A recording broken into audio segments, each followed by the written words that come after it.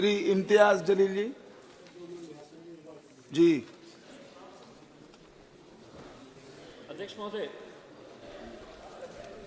पिछले सदन के अंदर अमित शाह जी ने एक बिल लेकर आए थे, भारतीय न्याय संहिता 2023, और उसमें एक ऐसा कानून लाया गया था हिट एंड रन का, कि अगर कोई गाड़ी चला रहा है, एक्सीडेंट हो जाता है, सामने वाला मर गया, ड्राइवर भाग के चला गया डर के मारे हो या किसी भी वजह से, तो उसको 10 साल की सजा सुनाई गई थी। देश भर में उसका विरोध हुआ, आपने कहा कि नहीं अभी हम रोक देते हैं करके।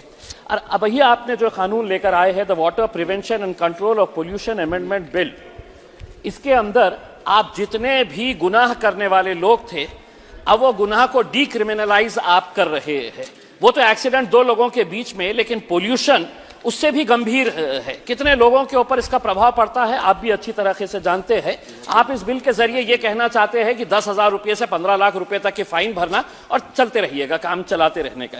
जबकि आप ये जानते हैं अच्छी तरीके से मंत्री जी कि पोल्यूशन, एनवायरमेंट एक बहुत बड़ा मुद्दा बन गया है और बड़े इसको चिंता का मुद्दा बन गया है अंतर्राष्ट्रीय स्तर के ऊपर। और यकीनन आप भी इंटरनेशनल कॉन्फ्रेंसेज अटेंड कर रहे हैं, नेशनल लेवल के ऊपर भी आप भी बहुत सारे कॉन्फ्रेंसेज अटेंड कर रहे हैं।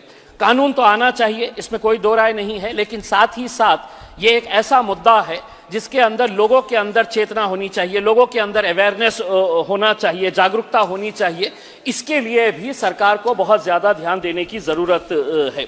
आज इस देश के अंदर एनवायरनमेंट और पोल्यूशन रिलेटेड इश्यूज़ को हैंडल करने के लिए ग्रीन ट्रिब्यूनल बनाए गए हैं। कभी किसी ने सोचा नहीं था कि सिर्फ इस इश्यू के ऊपर सेपरेट कोर्ट्स बनाए जाएंगे, लेकिन आज ये ग्रीन ट्रिब्यूनल्स बहुत अच्छा काम कर रहे हैं। हमारी सिर्फ आपसे अनुरोध ये है कि अब इसका स्कोप भी बढ़ाया जाए और इसके जितने कोर्ट्स हैं इनकी संख्या भी बढ़ाने की जरूरत है। अगर हम बिल के बारे में बात करते हैं, सेक्शन 48(1) जिसके अंदर ऑफेंसेस बाय गवर्नमेंट डिपार्टमेंट, आपने ये कहा है अगर किसी गवर्नमेंट डिपार्टमेंट अगर इन नियमों का उल्लंघन करता है तो उसके हेड ऑफ द डिपार्टमेंट के ऊपर कार्रवाई होगी। और कार्रवाई कितनी बड़ी होगी अध्यक्ष महोदय, सुनिए, कार्रवाई कितनी बड़ी होगी। उल्लंघन कर रहा है इस एक्ट का, तो जो हेड ऑफ द डिपार्टमेंट है उसको अपना सिर्फ 1 महीने की जो बेसिक सैलरी है वो सैलरी देना पड़ेगा। अगर यही तर्क अगर लगाया जाए मंत्री जी, तो कोई बड़ी फैक्ट्री, कोई बड़ी कंपनी अगर इसका उल्लंघन करती है तो हमें मालूम है कि आपके स्टेट बोर्ड जाता है, सेंट्रल बोर्ड जाता है, कोई तो भी एक बेचारा सुपरवाइजर या छोटे मोटे मैनेजर को, अगर आप सरकारी डिपार्टमेंट के अंदर हेड ऑफ द डिपार्टमेंट को अकाउंटेबल ठहरा रहे हैं, तो किसी बड़ी कंपनी या किसी बड़ी फैक्ट्री के मैनेजिंग डायरेक्टर और चेयरमैन को इसके अंदर क्यों आरोपी नहीं बनाया जा सकता है?